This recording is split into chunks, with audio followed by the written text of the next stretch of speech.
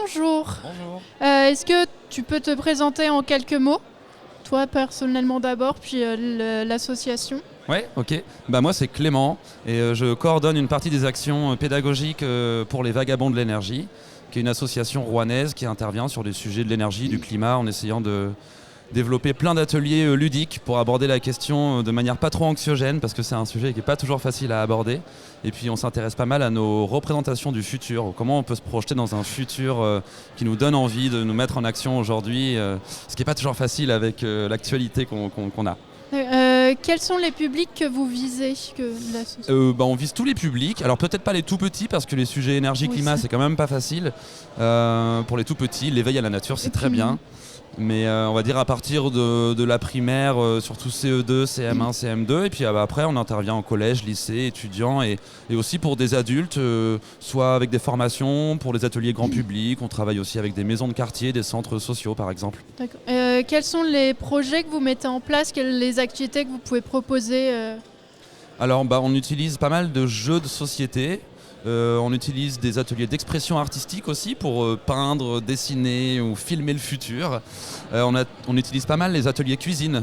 On cuisine avec l'énergie du soleil et l'énergie du bois. On essaye de développer vraiment des choses très ludiques et très manuelles, très participatives pour que ces sujets-là deviennent vraiment accessibles à tous et qu'on ait des portes d'entrée faciles à franchir. Est-ce que vous rencontrez des difficultés avec certaines personnes qui peuvent être plus réticentes que d'autres à ces idées d'énergie et de réduire la consommation? Aujourd'hui, quand même, on fait le constat qu'aujourd'hui, tout le monde partage l'idée que globalement, ça va pas très bien et qu'il faut faire quelque chose.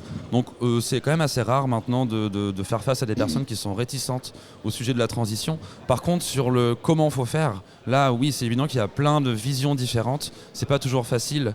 Et puis, l'écologie a parfois une mauvaise image parce que on estime que c'est quelque chose qu'on impose aux gens ou que c'est culpabilisateur ou que ça demande de faire des efforts qu'on n'a pas envie de faire. Donc forcément, on se confronte un petit peu à des réactions négatives. Donc nous, notre challenge, c'est vraiment ça, c'est d'essayer de trouver comment on rend la transition désirable et positive. Ok. Du coup, qui sont les vagabonds? Qui est dans l'association à peu près? Des personnes âgées, des jeunes, des moins jeunes? On a des bénévoles de tous âges. On a dans le conseil d'administration des personnes retraitées, des personnes actives. On a aussi dans les bénévoles des personnes plus jeunes qui nous aident lors d'activités ou par exemple pour l'organisation du festival qu'on fait tous les ans. Et puis après, on a l'équipe salariée où on est 5 salariés avec aussi parfois des services civiques. On est plutôt en termes de tranche d'âge, on va dire, sur la tranche d'âge 25-45, ouais, on va dire. Voilà, ouais, c'est ça. Du coup, pour la transition énergétique, vous utilisez des fours à bois. Comment vous les créez? Est-ce que vous montrez, donnez des exemples aux autres qui se disent ah tiens c'est une bonne idée, je veux faire pareil? Oui, pour nous, donc on s'appuie sur la thématique, la démarche low-tech, qui est un terme qu'on utilise en opposition à high-tech, donc ce serait plutôt les basses technologies. Donc les basses technologies, c'est comment on fait pour répondre à un besoin du quotidien, se déplacer, se nourrir, se loger, etc. avec des moyens les plus simples possibles et des matériaux qu'on peut trouver localement, de la récupération. Donc les outils de cuisson qu'on utilise, on les fabrique nous-mêmes, soit en travaillant le bois, soit en travaillant le métal.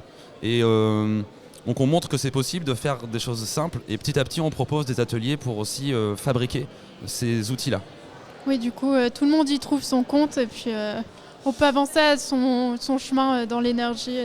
L'idée c'est que le bricolage aussi soit accessible à tous et en fait c'est quelque chose de très simple qui rassemble beaucoup les gens parce que y en a qui ont envie d'apprendre, il y en a qui ont envie d'enseigner, il y en a qui ont envie de transmettre et donc c'est un super moyen de passer un moment chouette ensemble sans forcément donner des grandes leçons et en faisant quelque chose d'utile.